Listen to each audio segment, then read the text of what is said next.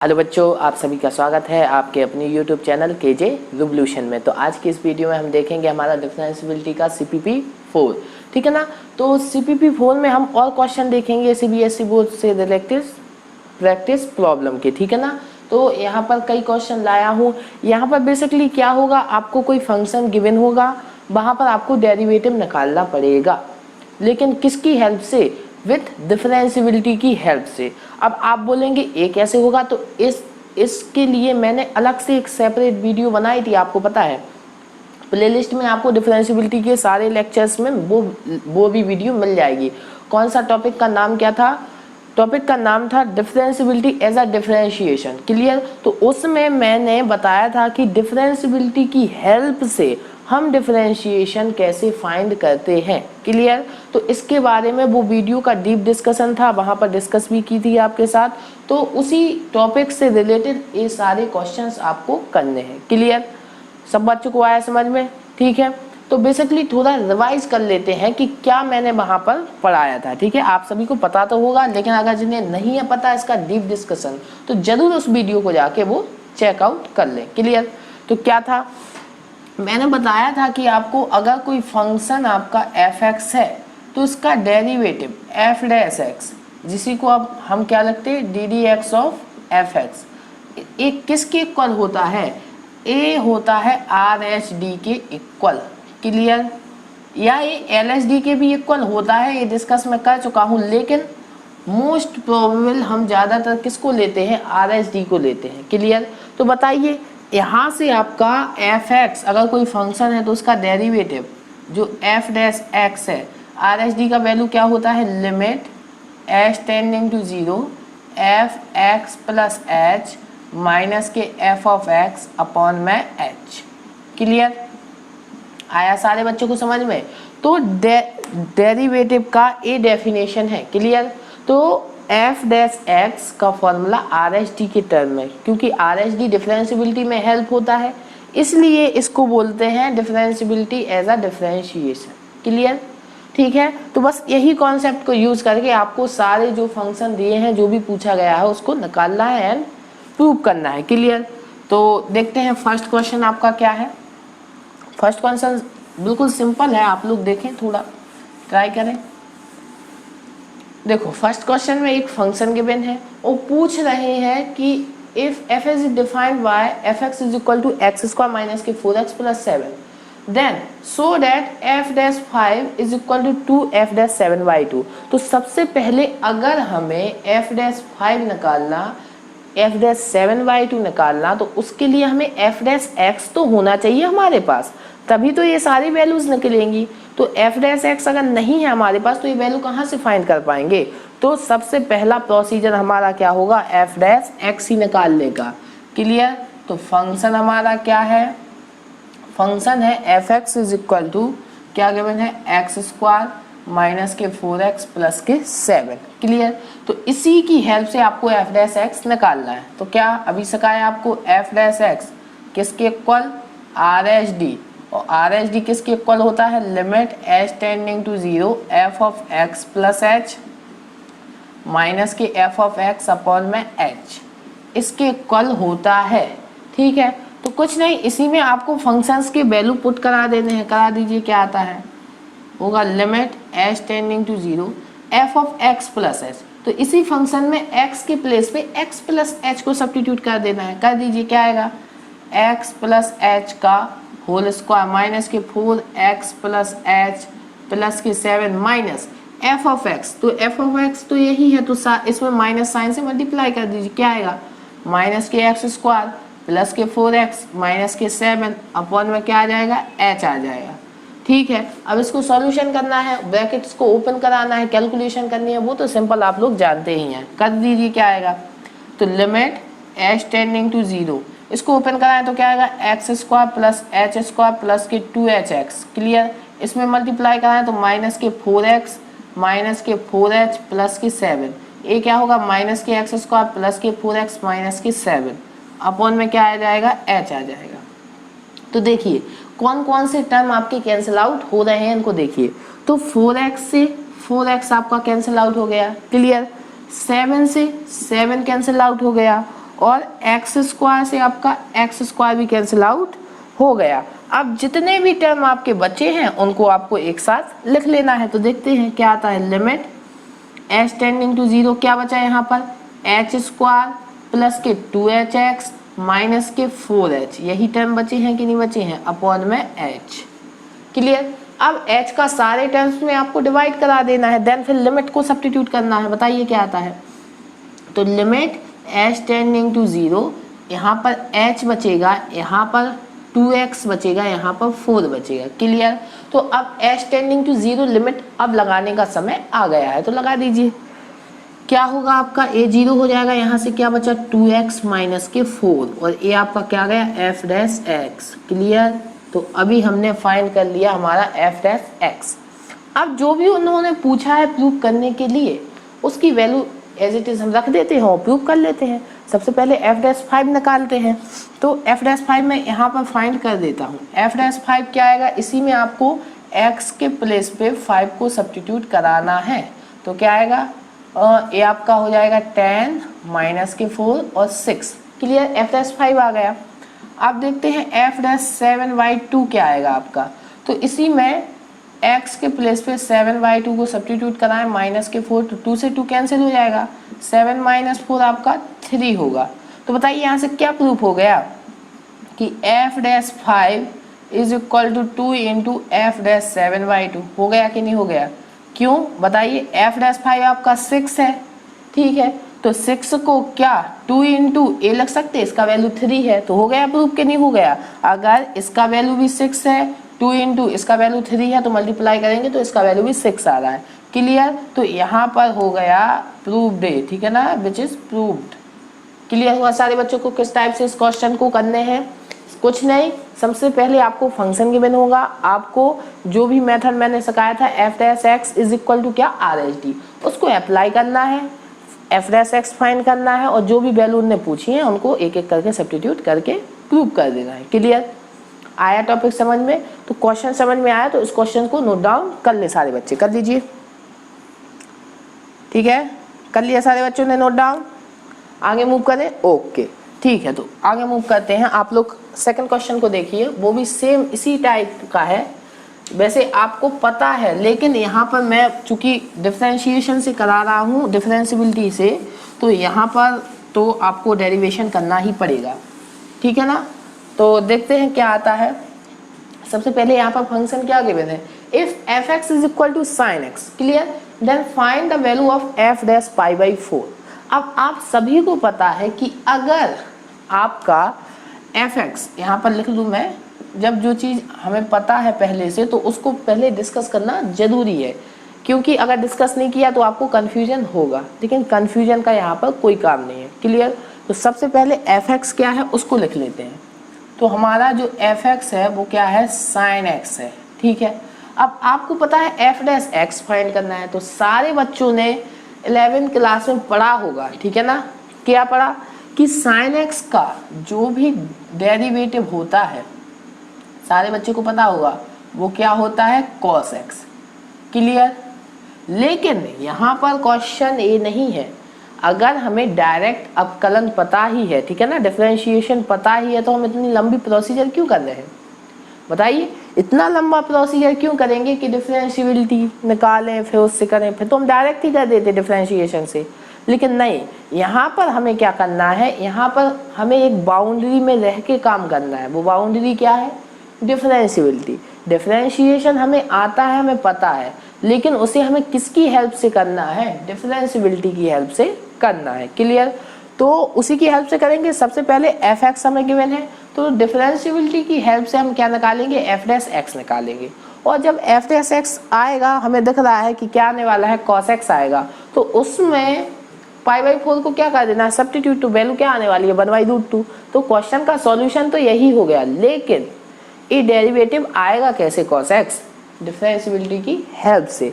इस क्वेश्चन को हम यहाँ पर देखेंगे। ओके करें, ठीक है। तो बताइए क्या हो जाएगा, F dash X is equal to R H D हो जाएगा, ठीक है।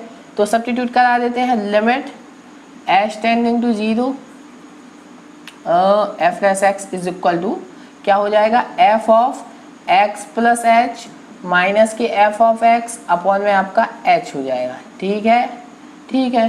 तो लिमिट h टेंडिंग टू 0 और F of x plus H आपका क्या हो जाएगा बताइए। साइन में x के प्लेस पे आपको क्या रख देना है, x प्लस एच माइनस के साइन x अपॉन में h। ठीक है, चमका सारे बच्चों को। ओके, आगे प्रोसीजर कराते हैं, इसका क्या आएगा। अब यहाँ पर ध्यान से देखना, क्योंकि यहाँ पर क्वेश्चन क्रिएटिव है। क्योंकि अगर अभी आप डायरेक्ट लगा देते हैं लिमिट को, तो बताइए यहाँ पर क्या मिलेगा आपको, sine x minus sine x upon 0। तो sine x minus sine x आपका 0 हो जाएगा, तो 0 upon 0 that is indeterminate form हो जाएगा। ठीक है ना, नॉट डिफाइंड, उसका कोई मीनिंगलेस फॉर्म है। तो क्या करें, तो देखिए आप सभी ने फॉर्मूला पढ़ा है, कौन सा फॉर्मूला पढ़ा है, इसको मैं यहाँ पर लिख देता हूँ।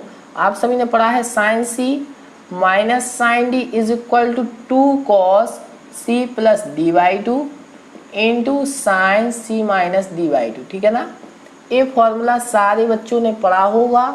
अगर नहीं पढ़ा है तो इस फॉर्मूले को नोट डाउन कर लें, क्योंकि यहाँ पर वो अप्लाई होने वाला है। क्लियर।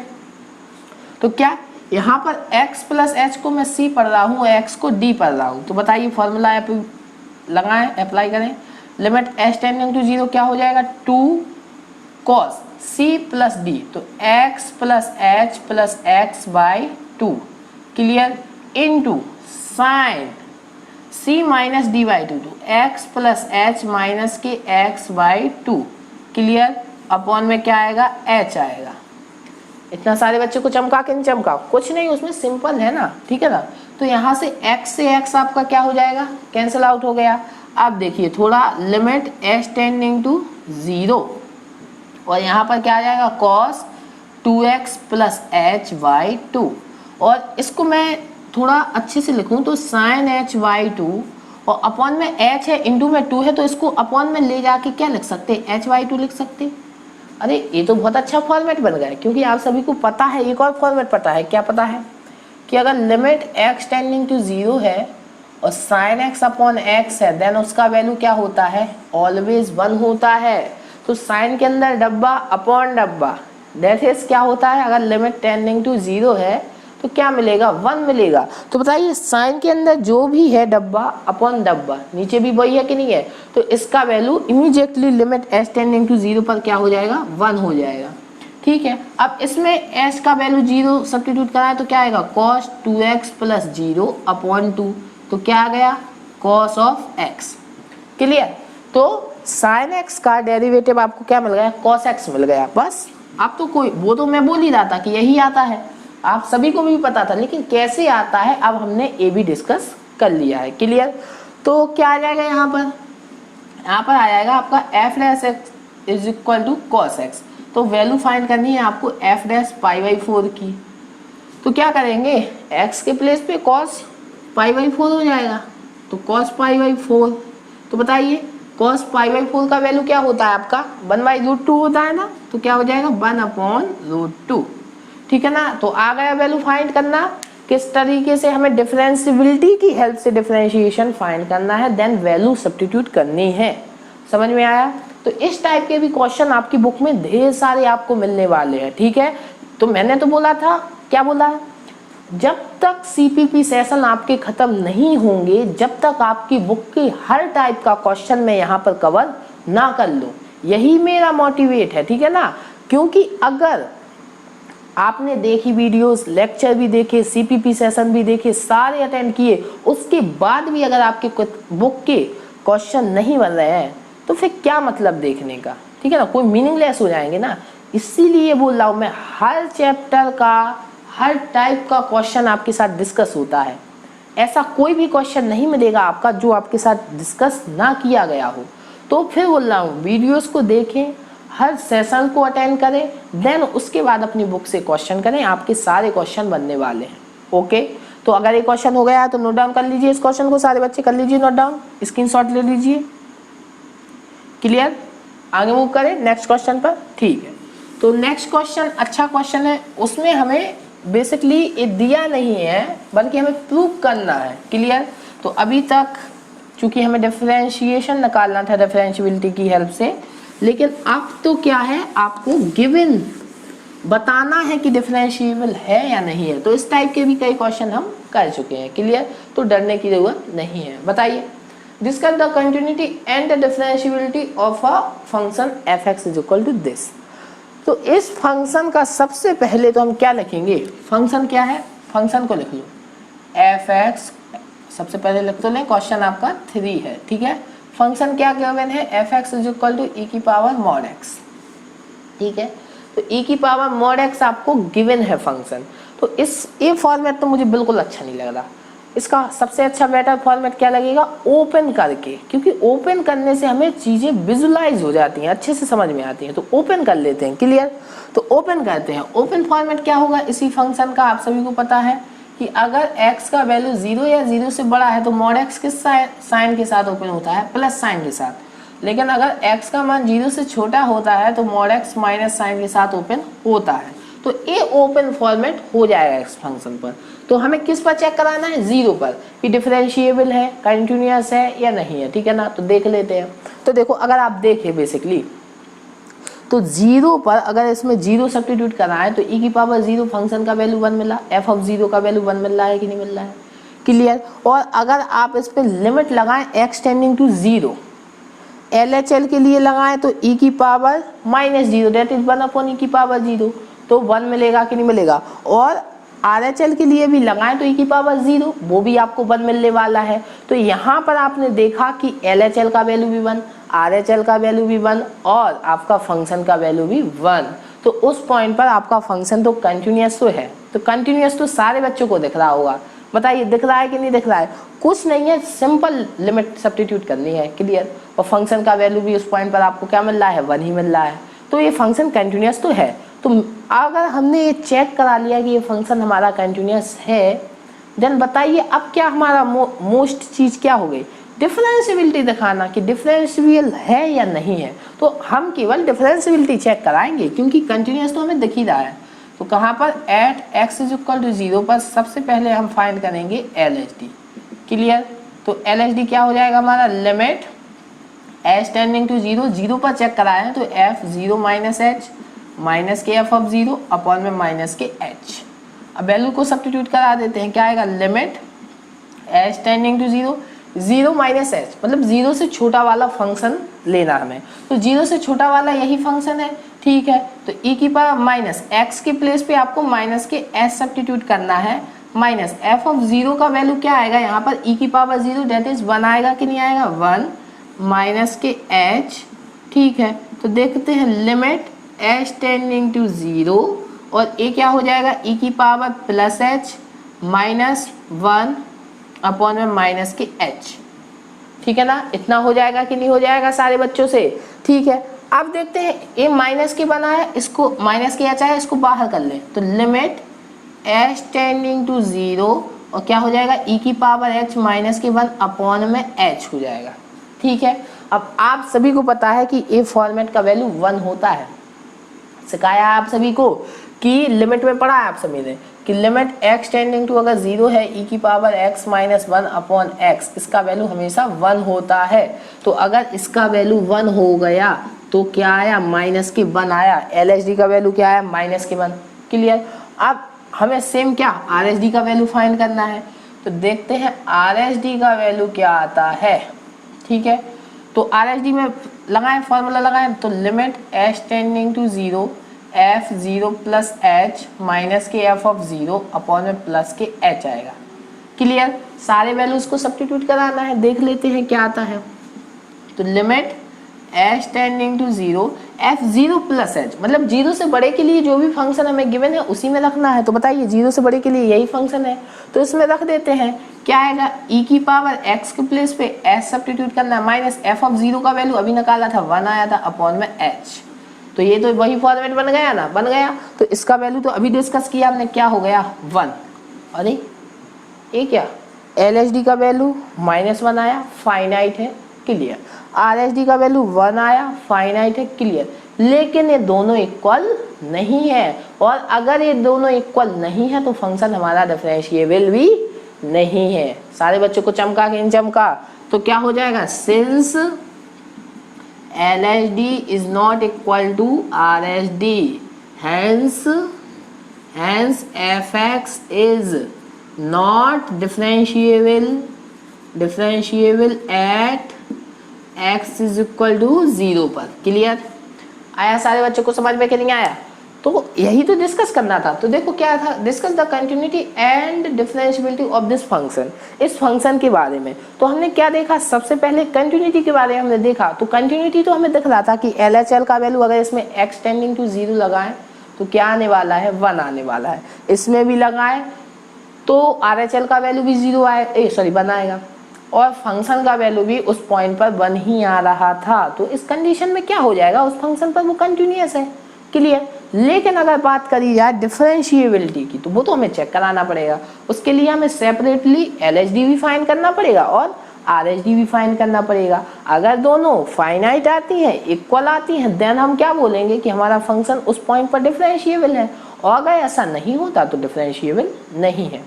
क्लियर। तो हमने वही प्रोसीजर किया, हमने LHD निकाला, फाइनाइट आया, RHD निकाला, वो भी फाइनाइट आया। लेकिन क्या हो गया गड़बड़, ये दोनों इक्वल लिया है, तो आपका उस पॉइंट पर फंक्शन डिफरेंशिएबल नहीं होगा। अब इसको और अच्छे से कैसे अंडरस्टैंड कर सकते हैं, इसका graph y is equal to e की पावर मॉड x का जो ग्राफ होता है वो किस तरीके से होता है, इस तरीके से होता है। देखिए ऐसा और इस तरीके से, ठीक है ना। थोड़ा ए यहाँ पर जो होता है वो किस टाइप का, शार्प टर्म आता है, ठीक है ना, इस टाइप का। देखो ऐसे जाएगा फिर ऐसे होता, तो ए जो आता है क्या आता है आपका, शार्प टर्म। बोला था, बताया था आपको शार्प टर्म क्या होता है। तो इसलिए इस पॉइंट पर क्या होता है, नॉन डिफरेंशिएबल, डिफरेंशिएबल नहीं होता। क्लियर। सारे बच्चों को आया समझ में कि नहीं आया? तो इसी तरीके से हमें क्वेश्चंस को आगे करते जाना है और हर कॉन्सेप्ट को समझते जाना है। और लेकिन आप ये वीडियोस देख रहे हैं, अच्छी बात है, लेकिन देखने के बाद बुक के भी क्वेश्चन प्रैक्टिस करना जरूरी है। अगर आपने बुक के क्वेश्चन प्रैक्टिस नहीं किए ना, तो सारी मेहनत पानी में चली जाएगी, फिर बोल रहा हूँ, ठीक है। तो इसीलिए आपको कुछ नहीं, क्वेश्चंस को देखना है, क्वेश्चंस को पढ़ना है और आपको ट्राई करना है, प्रैक्टिस करना है, क्योंकि मैथमेटिक्स केवल आपको प्रैक्टिस मांगती है। अगर आपकी प्रैक्टिस आप बहुत करते हैं तो मैथमेटिक्स आपके लिए वंडरफुल सब्जेक्ट है। लेकिन अगर आप प्रैक्टिस नहीं करते तो फिर वो कबाड़ा कर देगा आपका, ठीक है ना।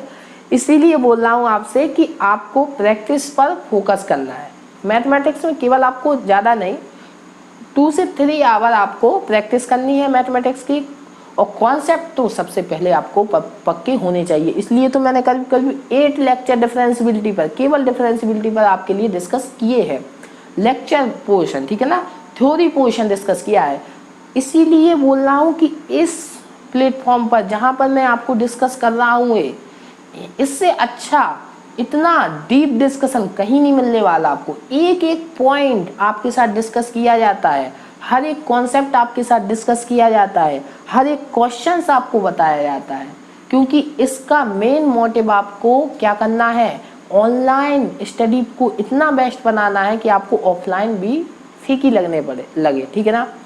यही इस चैनल का केवल एम है और इसी पर हम वर्क कर रहे हैं और आगे भी करते रहेंगे। केवल आपके सपोर्ट की ज़रूरत है, जो हम लोगों को लगातार मिल ही रहा है। क्लियर। तो आप लोगों का यूं ही सपोर्ट रहा तो हम लोग जरूर इस एम में अपने को झंडे गाड़ने वाले हैं। क्लियर। तो इस वीडियो में यहीं तक रहने देते हैं, अगली वीडियो में आएंगे। और अगर आपको ये वीडियो अच्छी लगी हो तो चैनल को लाइक सब्सक्राइब जरूर कर दीजिएगा और आगे भी लोगों तक बताइए, इस चैनल के बारे में बताइए, अपने फ्रेंड्स को बताइए कि यहाँ पर इस तरीके की क्वालिटी वाली एजुकेशन कंप्लीट कोर्स आपको डिस्कस किया जा रहा है।